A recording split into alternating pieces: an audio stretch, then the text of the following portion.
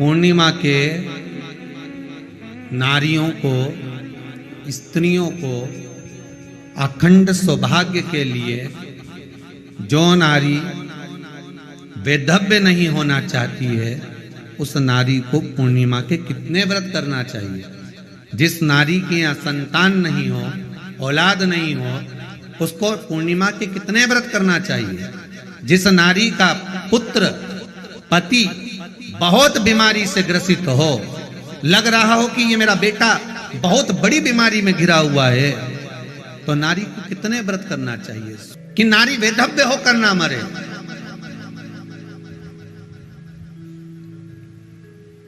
उसका पति कोई रोग से ग्रसित ना हो, उसका पुत्र किसी रोग में ना पड़े।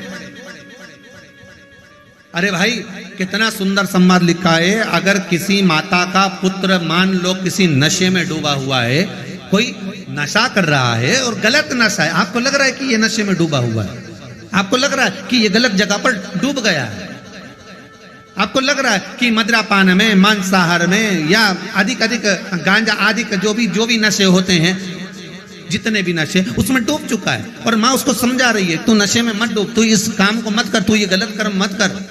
माँ उसको समझा कर हार गई। तो मेरा माताओं से निवेदन है, आप उसको समझाना बंद कर दो, एक काम करना प्रारंभ कर दीजिए। हमें जो शिव महापुराण के माध्यम से शास्त्र कह रहा है कि आप 32 पूर्णिमा के व्रत प्रारंभ करें। उसमें करना क्या है, आप केवल जिस दिन व्रत रहे रात्रि के समय पर कोई भी मीठा कुछ भी सामग्री आप चंद्र की रोशनी में, चंद्र को अर्घ देने के बाद, पूजन करने के बाद उसको रखो, और वही सामग्री जो नशा कर रहा है उसको पूर्णिमा के दूसरे दिन उसको खिलाओ। आप धीरे धीरे खिलाना चालू करेंगे, जिस नशे में वो डूबा हुआ उस नशे से वो छूटना प्रारंभ हो जाएगा। 2 पूर्णिमा व्रत करके तो देखो, तीसरे में तुम्हें जरूरत ही नहीं, धीरे धीरे आप रुक, वो छूटना प्रारंभ हो जाएगा। जिनके नयनों में नंबर बढ़ते चले जा रहे हो, चश्मा उतर नहीं रहा, दूर कहानी दिखे, कहीं किसी को पास कहानी दिखे, रहते हैं।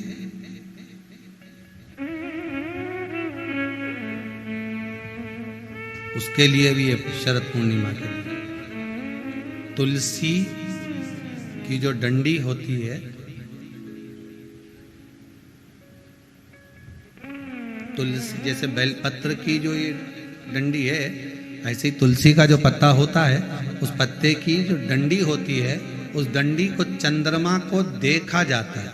उस डंडी की जो कोर होती है, उस कोर को दृष्टि से मिलाया जाता है। शरद पूर्णिमा की रात्रि ठीक 12 बजे आप चंद्रमा की, जैसे चंद्रमा का भाग, उस चंद्रमा के भाग को आप उस डंडी के भाग से निहारने का प्रयास करें। घर में आइए, घी का दिया लगाइए, उस घी के दीप को लगाने के बाद पूर्णिमा के दिन उस पर एक प्लेट थोड़ी तिरछी कर रख दो, जिससे उसकी कालोच, काई की, उस दीप की, घी के दीप की कालोच उस प्लेट पर आ जाए। थोड़ी सी कालोच ले लीजिए, 5-10 मिनट में आ जाएगी। उसको गाय के घी में मिलाकर आंखों में सुरमा लगाकर रात्रि को सो जाइए। 3 दिन बाद आप महसूस करेंगे कि नेत्र की ज्योति बढ़ना प्रारंभ हो रही है। नेत्र अब इस प्रयोग को करने में कोई धन लगा तुम्हारा? अरे बोलो तो सही।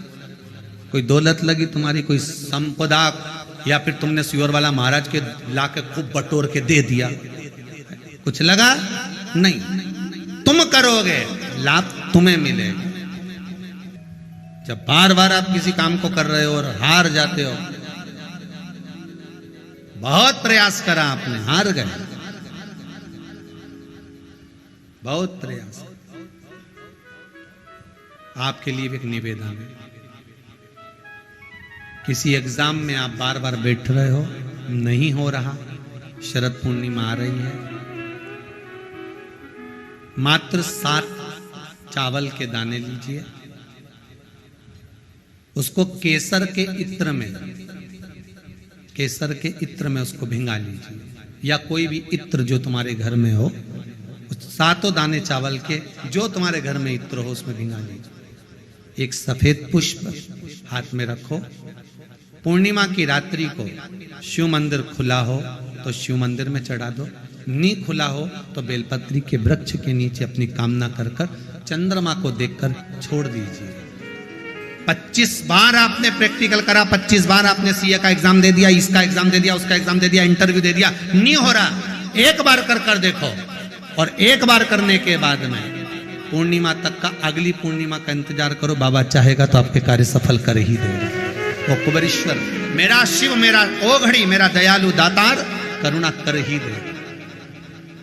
करना उसी को है जो इंटरव्यू दे रहा है, जो परीक्षा दे रहा है। नहीं तो मालूम पड़े बेटी इंटरव्यू दे रही और माँ चढ़ाने चली गई, बेटा चढ़ाने चले जा। नहीं, जो चाहता है कि मेरा ये काम होना है वही चाहिए। शरद पूर्णिमा